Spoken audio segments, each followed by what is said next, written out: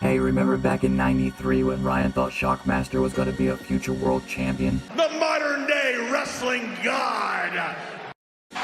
What? And that's why, Jack, you're so smart. Now back to Jack and Ryan on the MonsterCast.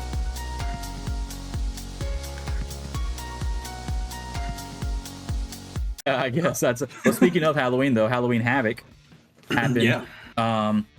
Happened, and let's go ahead and bring up the hot tag topics here. Is Lexus King one of them? No, actually. I mean, we can talk about it. Oh, you're getting covered up by the pup, and I'm not. All right. So anyway, didn't look at that, but it'll be all right.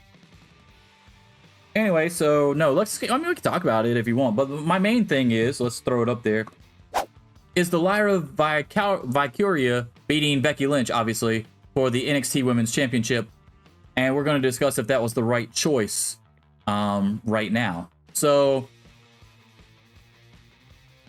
we'll talk about that, and then if you want to get into something else from the show, we can talk about that. But this is the main thing I took from the show. I mean, I watched the show. It was a decent match. It was not as good as the Tiffany Stratton match,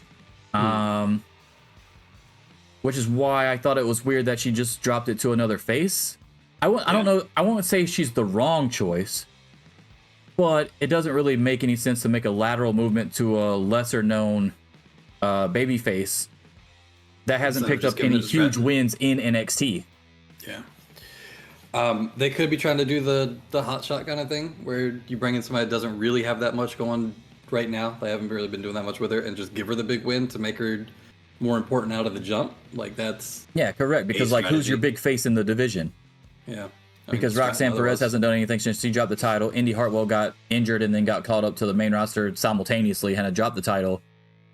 Who's the big faces in the division? Blair Davenport is in the middle of a thing with Gigi Dolan. So Gigi Dolan would be the face. She's being taken up, and then of course JC Jane is in a story with Thea Hale. So it's a good problem to have for NXT, for somebody that has a 1-2 hour show every fucking week and they don't even have a pay-per-view every month. For them to have that many women's storylines going on at the same time, it's pretty impressive. But I guess their hands were kind of tied with who they would be able to drop it to. But my problem is the two women that you have to drop it to, why wouldn't you drop it to the heel? Yeah, I agree. It does just seem like,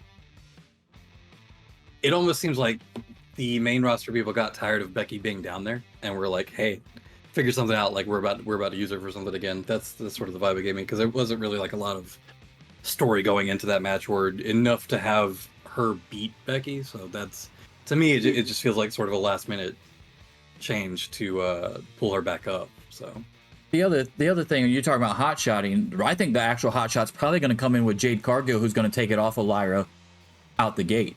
And they didn't want to have her beat Becky because Becky's a main roster star. So instead of dropping it to Tiffany Stratton, which I still think they should have done, and then have Tiffany drop it at whatever the next pay-per-view is to Lyra, and then have Jade Cargill come in and take it off of Lyra, that would have made more sense to me than what they're doing. So Becky's just going to hand it off. It's basically like a quarterback handling a really good quarterback, like Aaron Rodgers, handing it off to not Aaron Rodgers, because he actually has two really good quarterback or running backs right now. It would be like Tom Brady when he was playing. I can't name any of fucking Tom Brady's running backs off the top of my head.